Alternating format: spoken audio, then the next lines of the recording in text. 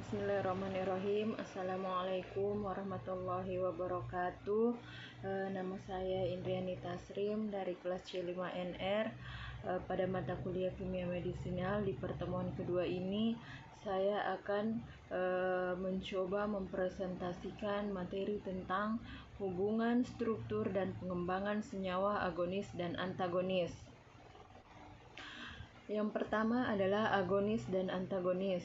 Senyawa agonis adalah senyawa yang dapat menghasilkan respon biologis tertentu sama dengan senyawa agonis endogen.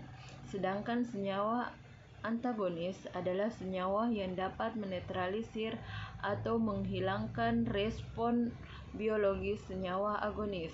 Jadi pada umumnya senyawa antagonis mempunyai dasar struktur yang mirip dengan senyawa agonis. Tujuan rancangan senyawa agonis dan antagonis adalah untuk mengembangkan antagonis spesifik terhadap biokatalis utama atau metabolit endogen.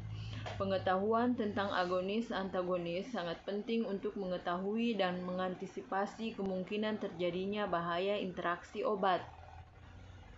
Berdasarkan fase kerja obat, senyawa antagonis dikelompokkan menjadi yang pertama itu adalah antagonis ketersediaan farmasetik, menyebabkan berkurangnya ketersediaan obat dalam fase farmasetik, karena berkurangnya jumlah bentuk aktif obat yang dilepaskan atau menurunnya kecepatan pelepasan senyawa aktif dari sediaan farmasi. Penyebab utamanya ini adalah ketidaksesuaian atau incompatibility antara obat-obat yang dikombinasikan dan ketidaksesuaian kimia ataupun fisika. Kemudian yang kedua adalah antagonis ketersediaan biologis. Antagonis ini juga disebut juga dengan antagonis farmakokinetik, menyebabkan ketersediaan biologis obat menurun sehingga kadar obat dalam darah dan jaringan pun ikut menurun. Hal ini disebabkan karena beberapa hal. Yang pertama adalah menurunnya absorpsi obat dalam saluran cerna. Kedua adalah meningkatnya ekskresi obat aktif. Yang ketiga adalah meningkatnya proses bioinaktivasi obat.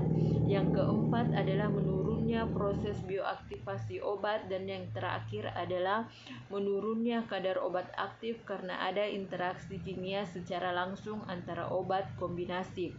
Kemudian yang ketiga adalah antagonis pada tingkat jaringan atau plasma dan reseptor. Antagonis ini disebut juga dengan antagonis farmakodinamik, mempengaruhi proses interaksi dengan reseptor spesifik sehingga menurunkan respon biologis obat. Kapan kombinasi obat ini terjadi? Apabila melibatkan campuran 2 atau lebih obat dalam satu formulasi. Kemudian yang kedua adalah formulasi berbeda dan diminum bersama. Yang ketiga adalah penggunaan 2 obat dengan waktu yang berbeda akan tetapi akan bersama pada saat masuk dalam peredaran darah. Hal ini dapat menimbulkan interaksi agonis, yaitu peningkatan efek, ataupun antagonis maupun antagonis, yaitu menurunkan efek. Kombinasi obat dapat meningkatkan aktivitas obat. Yang pertama itu dikenal dengan efek potensiasi, di mana senyawa yang memiliki efek yang kecil, tetapi jika ditambahkan senyawa lain akan menimbulkan efek yang lebih besar. Efek ini terjadi dengan cara meningkatkan ketersediaan farmasetik, meningkatkan ketersediaan obat dalam tubuh dan menghalangi proses bioinaktivasi. Dan yang ketiga menurunkan aktivasi obat. Dan yang keempat adalah meningkatkan proses bioaktivasi. Kemudian yang kedua adalah efek sinergisme, di mana kondisi efek gabungan 2 senyawa jauh melampaui jumlah dari tiap zat senyawa jika diberikan senyawa secara sendiri-sendiri. Kemudian timbul pertanyaan, kapan kombinasi ini diperlukan? Apabila obat kombinasi yang memiliki efek potensiasi Gunakan dosis yang rendah sehingga dapat menghasilkan efek terapeutik yang sama dan efek samping yang kecil. Misalkan obat A menyembuhkan infeksi dan obat B menghilangkan gejala akibat infeksi. Contohnya pada infeksi saluran pernapasan, antibiotik itu digunakan untuk penyebab infeksi, sedangkan analgetik dan antiinflamasinya digunakan untuk menurunkan gejalanya. Untuk mencegah resistensi mikroorganisme, dalam kasus penyebab infeksi tak diketahui secara cepat, namun pasien membutuhkan pertolongan segera. Penyakit yang disebabkan oleh parasit, kombinasi obat dengan mekanisme aksi berbeda akan mempercepat aktivitas terhadap parasit.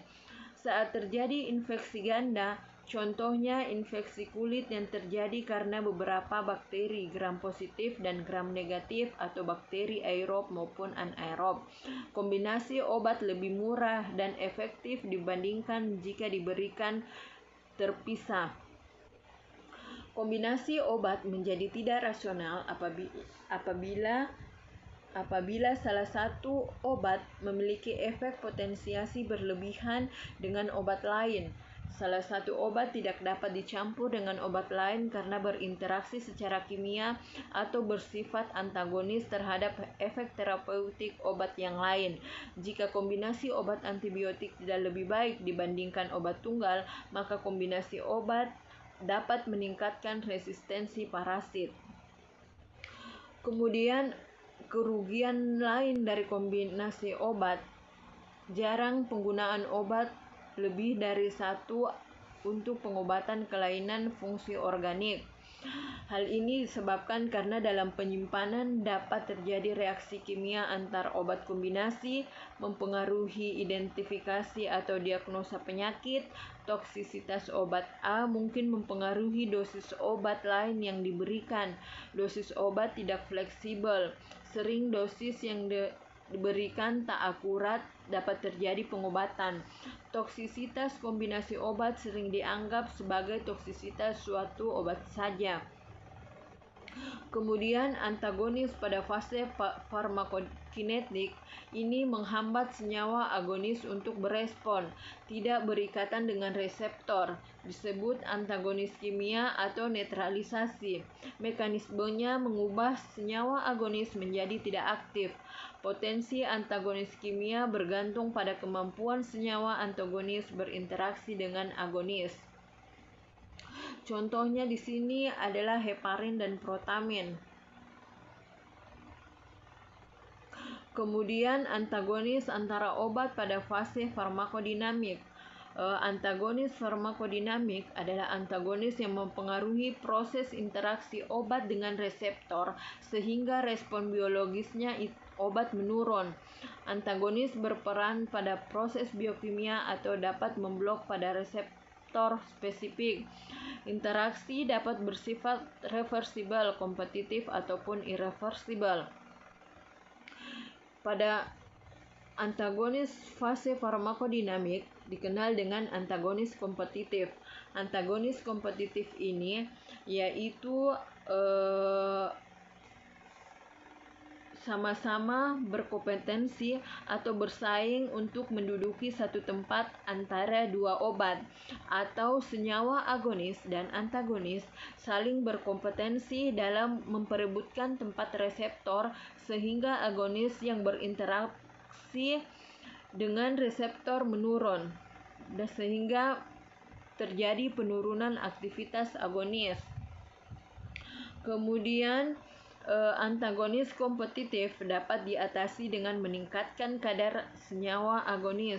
Potensi antagonis kompetitif bergantung pada afinitas senyawa terhadap reseptor. Afinitas di sini maksudnya adalah kemampuan obat untuk berikatan dengan reseptor. Kemudian itu ada dikenal dengan antagonis non-kompetitif. Antagonis non-kompetitif ini adalah sama-sama menduduki di tempat yang masing-masing. Jadi berbeda dengan antagonis kompetitif yang saling bersaing untuk menduduki satu tempat antara dua obat. Pada antagonis non-kompetitif, pengurangan afinitas pada reseptor, pengurangan aktivitas intrinsik, menghalangi transmisi impuls dan interaksi dengan makromolekuler. Antagonis non-kompetitif dapat bekerja dengan mekanisme sebagai berikut. Yang pertama itu pengurangan afinitas pada reseptor. Obat yang bekerja pada sel yang sama tetapi pada tempat yang berbeda atau penghambatan allosetrik. Interaksi senyawa antagonis dengan reseptor menyebabkan perubahan bentuk konformasi. Reseptor yang dapat afinitas senyawa agonis akan memberikan efek. Kemudian yang kedua adalah pengurangan aktivitas intrinsik, di mana senyawa antagonis bekerja pada sel yang berbeda dengan senyawa agonis, menyebabkan aktivitas menurun intrinsik sehingga efek biologis pun ikut juga menurun. Sedangkan yang ketiga adalah menghalangi transmisi impuls. Interaksi senyawa antagonis dengan sel yang berbeda. Halangan transmisi impuls ini akan mempengaruhi senyawa agonis dan menurunkan efek biologis. Dan yang keempat adalah interaksi dengan makromolekuler. Interaksi dengan makromolekuler ini terjadi pada membran, sel, ataupun jaringan, yang mana yang sama obat agonis yang merupakan bagian dari sistem reseptor efektor akan menurunkan efek biologis. Yang kelima adalah kombinasi antagonis kompetitif dan antagonis non-kompetitif. Kombinasi satu senyawa yang menimbulkan efek antagonis kompetitif dan non-kompetitif dengan senyawa agonis sering terjadi. Aksi dari komponen non-kompetitif akan terlihat pada kadar yang tinggi dari senyawa antagonis. Efek yang terjadi pada kurva lordosis respon adalah pergeseran paralel dan penekanan dari respon maksimal. Contohnya itu adalah kombinasi antikolinergik dengan adinefrin atau kamilofen. Demikianlah presentasi materi yang berjudul hubungan struktur dan pengembangan senyawa agonis dan antagonis. Adapun lebih dan kurangnya mohon dimaafkan. Wabillahi taufik wal hidayah. Wassalamualaikum warahmatullahi wabarakatuh.